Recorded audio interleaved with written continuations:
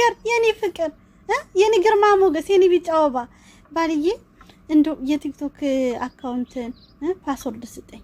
ሴቱ እኮ ጭንቅላቴን በጠበጠው ባለ ትዳር መሆንን እያወቁ ይሄ መላጣ እንዴት አባቱ ነው የሚያምረው ሀብታም ነው መሰለኝ እያሉ እያቃጠሉኝ ደግሞ ስመልስላችሁ ይቺ ደግሞ አርፋ ተቀመጥም እንዴ እንዳንቀማት ባላችን ነው ይሉኛል።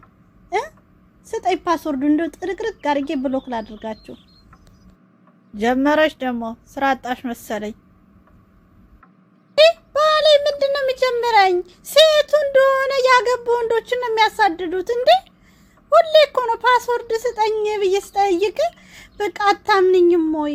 ለምን መጎርጎር አስፈለገሽ? ስልኬን ብሰጥሽ ደግሞ አዳርኔ ስተኛ አንቺ የማይታወቅ ቦታ ጎርጎሮሽ ነው ማገኘሽ እያልክ ምን ችግር